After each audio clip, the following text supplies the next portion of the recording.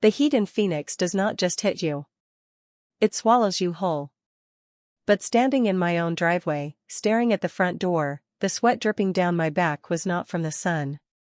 It was cold. A black SUV I did not recognize was parked where my car should have been. And a man I had never seen before was standing in my doorway, holding a piece of paper that looked terrifyingly official. He was not aggressive. He looked confused. "Can I help you?" he asked, as if I were the intruder. I pointed to the house. "That is my house," I said, my voice shaking. He looked at the paper in his hand, then back at me. "Not anymore," he said quietly.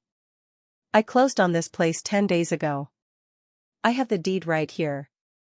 I froze. He held it up. It was a standard warranty deed. And right at the bottom, next to a notary stamp I did not recognize, was my signature. A signature I had not written. Selling a house I had not listed. While I was 5,000 miles away. My brother did not just borrow my home while I was gone. He sold it. I did not scream. I did not try to force my way past Mr. Henderson. He was not the enemy. He was just the weapon my brother had used to gut me. He looked relieved when I stepped back, handing me a scrap of paper with an address on it. "They moved your stuff," he said, his voice dropping to an awkward mumble. "Said they put it in storage." I got back into my rental car, the air conditioning blasting but failing to touch the heat rising in my chest. I drove for 20 minutes to the edge of town, past the strip malls and the dust, until I reached a row of rusted corrugated metal units. It was not a climate-controlled facility. It was a metal box in the middle of the Arizona desert. When I rolled up the door, the air that hit me was not just hot. It was chemical. It smelled like old paper and dissolving glue. The heat inside must have been 120 degrees. My leather sofa was there, slashed down the side as if it had been dragged across concrete. My television was gone. But the boxes in the corner, that was where they had piled my life. I opened the one marked office. My college diploma, the one I had worked 2 jobs to earn while Dererick was partying on my parents' dime, was warped into a U-shape. The glass was shattered. But the box underneath it was the one that broke me. It was labeled Grandma. I pulled out the photo album. The plastic sleeves had fused together in the heat. I tried to peel them apart, but the ink came with the plastic. My grandmother's wedding photos, the pictures of my childhood, the only tangible proof that I had ever been a child who was loved. They were just smears of distorted color now. They had not just stolen my future house. They had incinerated my past to save $50 a month on a climate-controlled unit. That was the moment. That was the exact second the daughter in me died. The part of me that wanted to please them, to save them, to be the good girl who kept the peace. It melted right there on that dirty concrete floor. I wiped the sweat from my eyes. I did not call my mom to cry. I did not call Dererick to scream. I walked back to the rental car and opened my laptop on the hood. My family knew I worked with numbers. They liked to brag that I was good with money whenever they needed a loan, but they never bothered to ask what my job actually was. They thought I was just a glorified accountant. They forgot that I do not just balance books. I dissect financial corpses. My name is Sabrina and I am a forensic auditor. I hunt hidden assets for the federal government. I track money through shell companies, offshore accounts, and crypto tumblers for a living. I find the money that cartels and corrupt CEOs try to hide. And my brother, the crypto genius, had just left a paper trail a mile wide. I tethered my phone and logged into the Maricopa County Clerk's database. It took me 3 clicks to find the filing. The power of attorney document. It was dated October 14th. I stared at the signature at the bottom, a perfect forgery of my own hand. October 14th. The day I was presenting a fraud case in a boardroom in Tokyo, 5,000 miles away. I closed the laptop. The sadness was gone, replaced by a cold, rhythmic thrumming in my veins. They thought they were smart. They thought I was just a sister they could bully. They had no idea they had just handed me the weapon that would end them. I sat in the front seat of that rental car, the engine idling just to keep the air conditioning running, and I dialed my mother. I did not know what I expected. Maybe panic, maybe a tearful confession that they had been coerced. I wanted to believe, just for a second, that my parents were victims too. Cynthia picked up on the second ring. "You are back?" she asked. Her voice was not warm. It sounded annoyed, like I had shown up to a dinner party an hour early. "I am at the storage unit, Mom," I said, looking at the melted brick of photos on the passenger seat. "My house is sold. My things are destroyed. Tell me you did not know." She sighed. It was a long, heavy sigh of performative exhaustion. "Oh, stop it, Sabrina. Stop being so dramatic. Nobody destroyed anything. We moved it." "You sold my house," I repeated, my voice flat. "That is a felony." "It was a family decision," she snapped, the facade dropping instantly. Dererick was in a tight spot. He needed liquidity. He has a vision, Sabrina. He is building something real this time. Crypto logistics. He is going to be a millionaire by Christmas. He just needed seed capital. Seed capital? I said, testing the words. It was my home. I paid for it. And you have plenty, she yelled. Look at you. No husband, no kids. You are nearly 30 and you are running around Japan playing detective while your brother is trying to build a legacy. He needed that house more than you did. Men need to build empires. Women, you just need to settle down. Stop being so greedy. Greedy. I had sent them checks every month for 5 years. I had paid for their new roof. And now, because I wanted to keep the house I bought, I was greedy. I hung up. I did not say goodbye. I did not scream. I just pressed the button and ended the call. Then I dialed Dererick. He answered with a laugh in his voice, background noise clinking like silverware. He was eating. Sabrina, he boomed. I heard you were back. Look, do not freak out. I did us a favor. I cashed out at the top of the market. You should be thanking me. You forged my signature, Dererick. I managed our assets, he corrected, his tone shifting from jovial to condescending. You abandoned us. Remember? You ran off to Tokyo to play career woman. You left that big house sitting there empty, wasted. Do you know how insulting that is? To have so much and just let it rot while your family struggles? And there it was. The logic of the leech. In psychology, they call it cognitive dissonance. It is the mental gymnastics a narcissist performs to protect their ego from the truth. Dererick could not admit he was a thief. That would make him the bad guy. So he rewrote the narrative. In his mind, my success was not earned. It was stolen from him. My savings were not mine. They were a family resource that I was hoarding. He truly believed he was the victim. He believed that by stealing my house, he was just correcting a cosmic injustice. He was Robin Hood, stealing from the rich sister to give to the deserving brother. I did not abandon anyone, I said, my voice ice cold. I was working to pay for the house you just stole. You do not need a 4-bedroom house, Sabrina, he shouted, his entitlement flaring up. You are single. You are never there. I have a fiancé now. I have a future. I invested that money. I put it to work. When the returns come in next month, I will cut you a check for your share. Until then, grow up and stop trying to ruin my moment. Your share.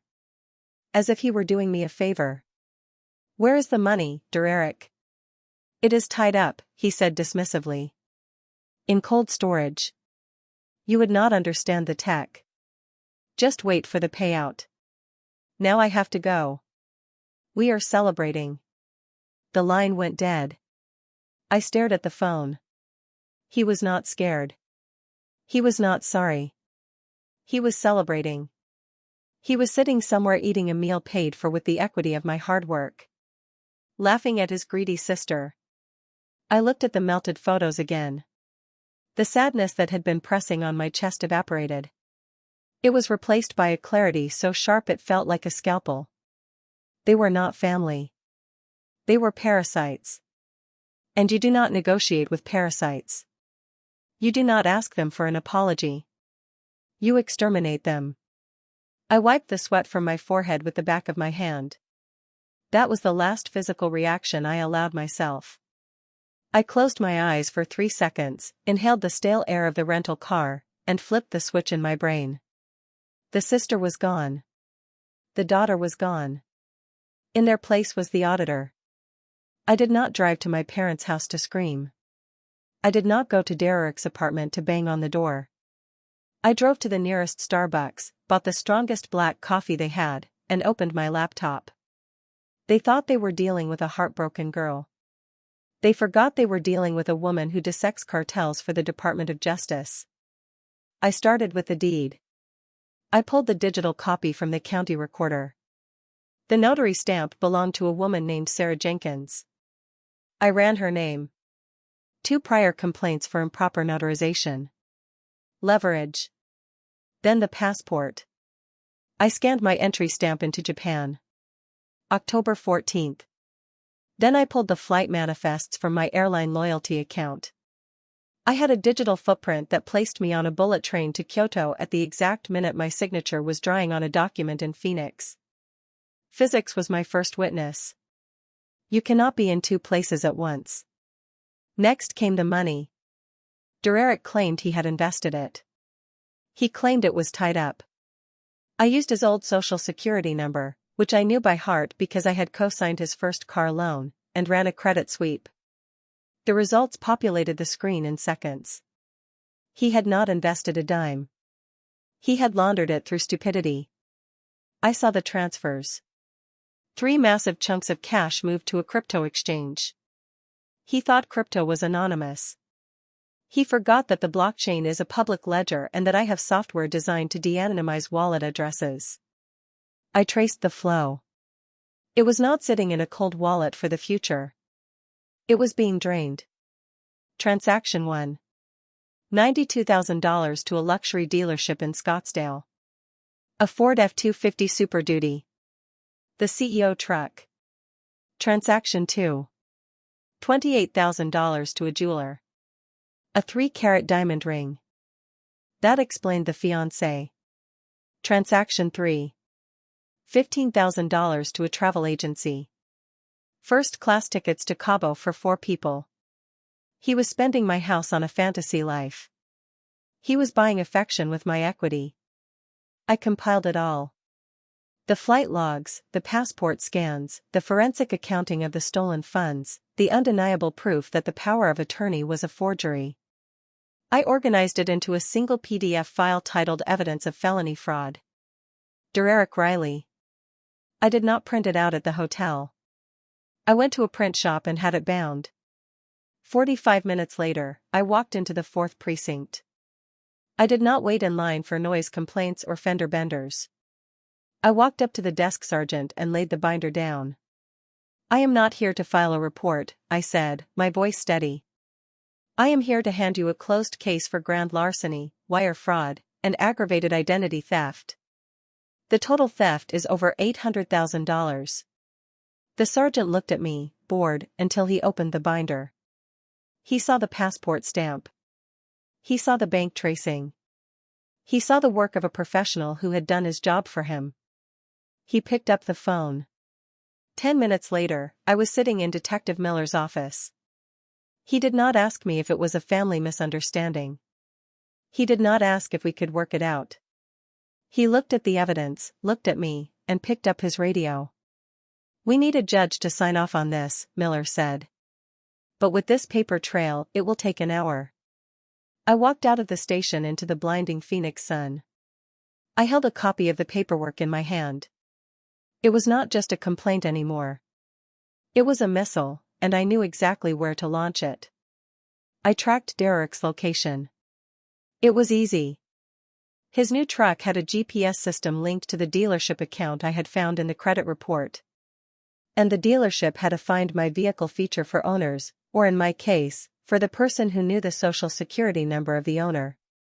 The dot on the map was glowing in the heart of downtown Scottsdale. The Sapphire Steakhouse. Of course. The Sapphire was the kind of place where they served steaks with gold leaf and charged $50 for a side of asparagus.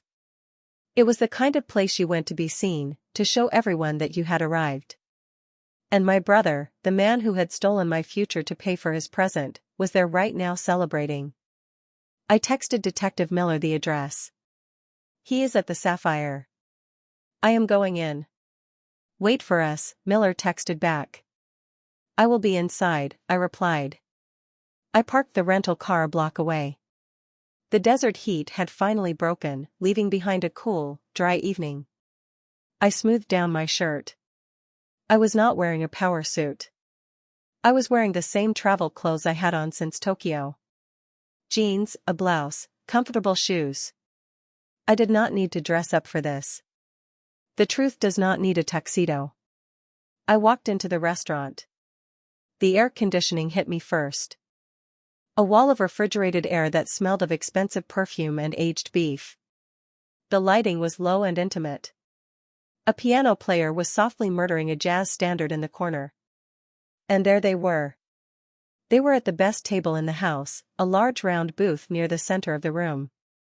Dererick was at the head, holding court. He was wearing a new suit, something flashy and ill-fitting.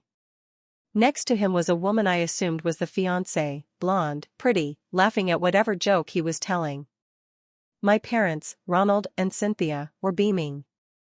They looked younger and happier than I had seen them in years. They were eating wagyu. I could see the marbled beef on their plates. They were drinking a bottle of wine that probably cost more than my first car. They were eating my house.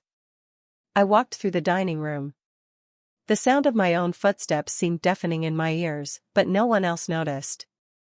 They were too busy with their own lives. Until I reached the table. I stopped right next to Dererick. He did not see me at first.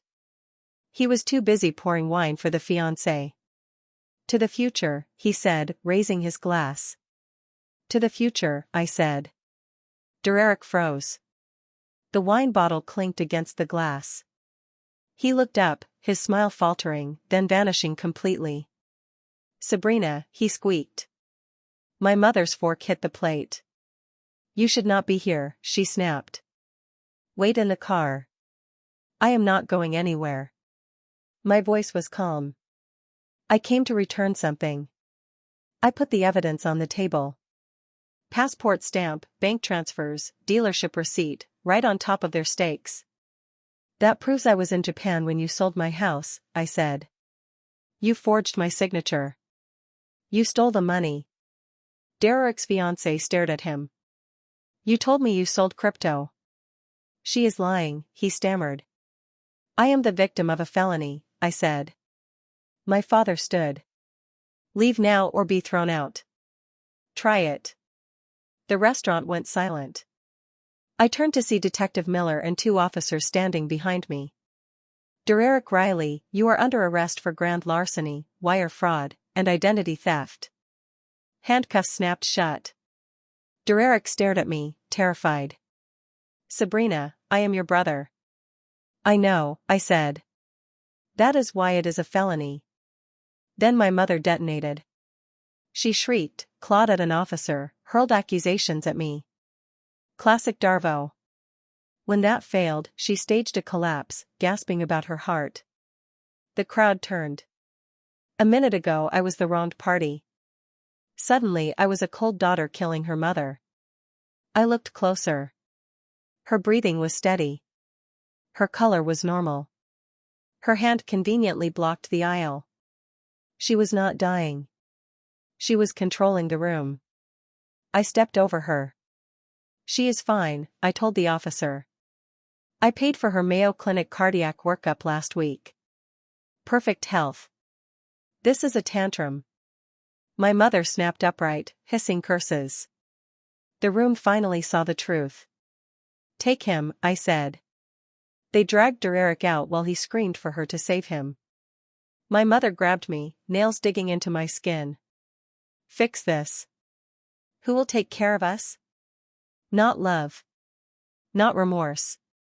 Dependency.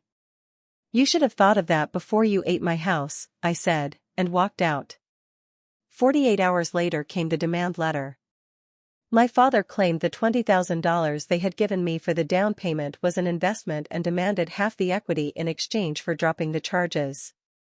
I called him. You go to court, I said, and you will be admitting you lied on a federal gift letter. That is mortgage fraud. 30 years. $1 million. Silence. Then he hung up. No lawsuit was filed. Dererick stayed in jail because they were too afraid to put assets at risk. They sold the RV and vanished into boring suburbia. I sold the house to Mr. Henderson, the man who had tried to buy it illegally, legally this time, and moved downtown into a high-rise with no garage, no storage, and no baggage. Tonight I stood on my balcony watching the sunset paint the Phoenix sky in shades of gold and rust. For the first time in my life, I was not a daughter holding a broken family together by sacrificing herself piece by piece. I was not the good girl keeping the peace. I was not the ATM they called family. I was just Sabrina. The price was high. I would pay it again. If you have ever chosen freedom over being the good daughter, you are safe here. You are not alone. And you are not what they told you you were.